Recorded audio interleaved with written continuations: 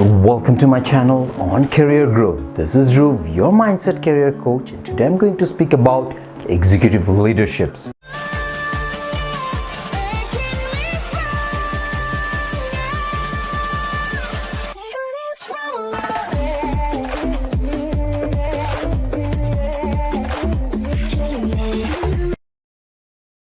Well, if you want to know more about it, please be with me till the end of this video. Now, the executive leadership is the ability of those who manage or direct employees in an organization to influence and guide these individuals.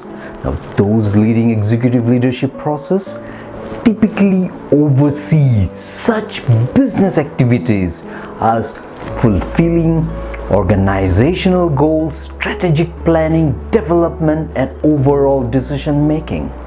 There are several different types of executive leaderships, including servant leadership, authentic leaderships, and paternalistic leaderships. Characteristics of strong executive leaders include accountability, motivational leadership skills, problem-solving abilities, and extensive job experience in their professions.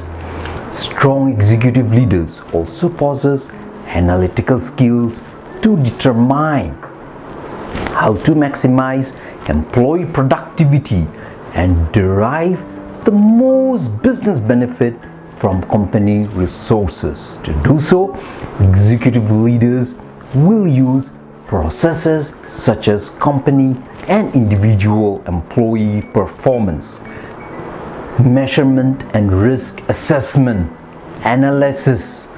Other leadership traits such as empathy, willingness to collaborate, and the ability to listen are especially valuable to successful executive leaders.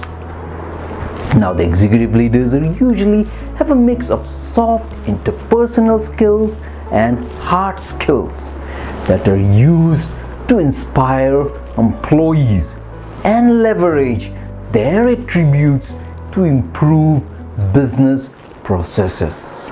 They also play a big role in developing and exemplifying their organization's corporate culture, including the degree of emphasis placed on various defining elements such as hierarchy, innovations, collaborations, competitions, community involvement, and social engagements. Now, the executive leaders for CIOs has become both more complicated and important as the new concept such as the mobility, the LOT, and the cloud computing have become vital to business success. The executive leaders must make sure these new technologies and concepts are properly integrated into company process and in a way that maximize their business values while avoiding the regulatory compliance or security risk. Some examples of high-profile successful executive leaders in recent decades include the Apple CEO and the Steve Jobs successor Tim Cook, Microsoft founder Bill Gates, and Amazon CEO Jeff Bezos, and the Facebook co-founder and the CEO Mark Zuckerberg, and the Alibaba co-founder Jack Ma.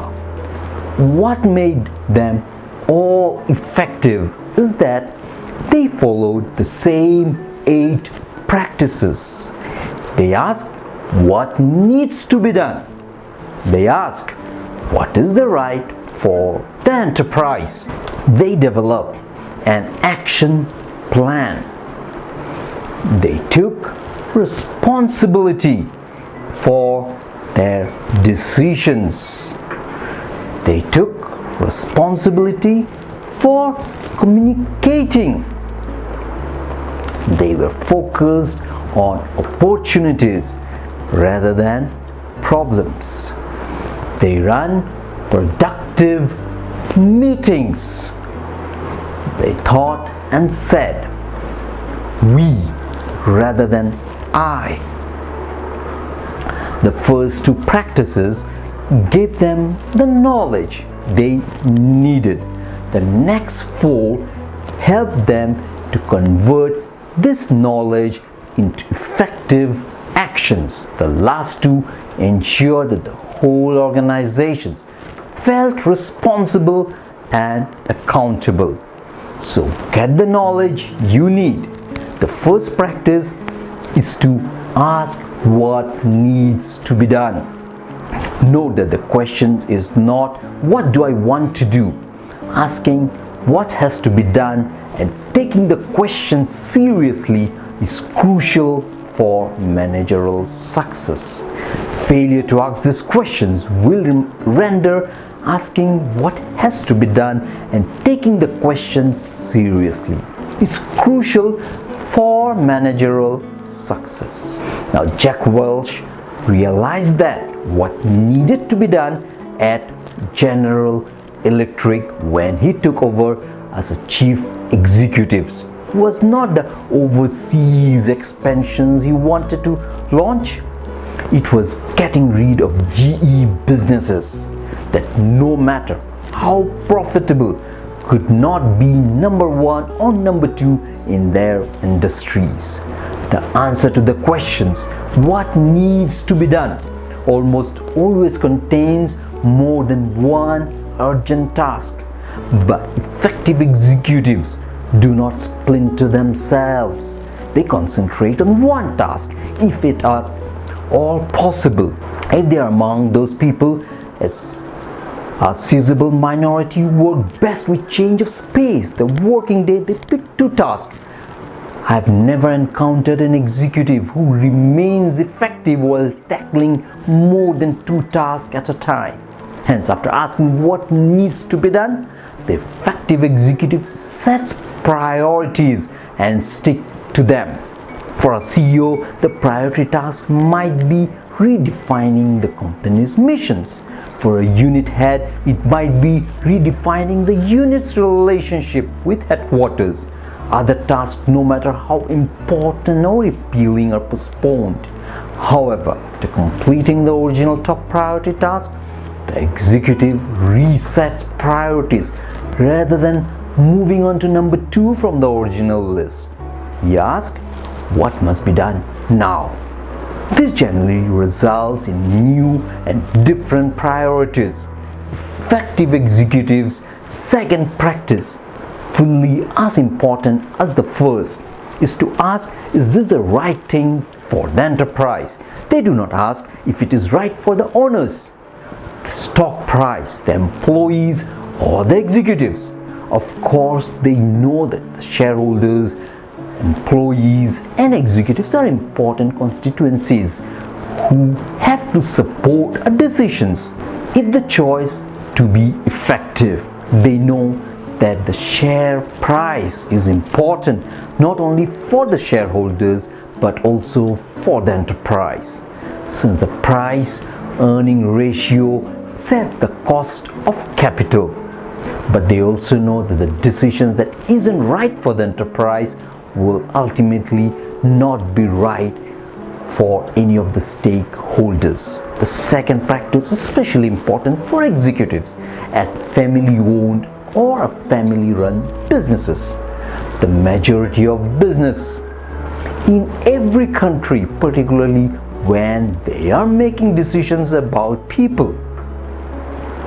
In the successful family company, a relative is promoted only if he or she is measurably superior to all the non-relatives on the same level. At the dew point, for instance, all top managers except the controller and the lawyer were family members in the early years when the firm was run as a family business. All male descendants of the founders were entitled to entry-level jobs at the company. Beyond the entrance level, a family member got a promotion only if a panel composed primarily of non-family members judged the person to be the superior in ability and performance to all the other employees at the same level. Asking what is right for the enterprise does not guarantee that the right decisions will be made. Even the most brilliant executives is humans and thus prone to mistakes. But the failure to ask the questions virtually guarantees the wrong decision. So you need to write an action plan. Executives are doers. They execute. Knowledge is useless to executives until it has been translated into deeds. But before springing into actions, the executive needs to plan his course. He needs to think about the desired result, probably restrains future revisions, check-in points and implications for how he will spend his time. Act when they translate plans into actions. Executives need to pay particular attention to decisions making, communication opportunities as opposed to problems in meetings. I'll consider this one at a time.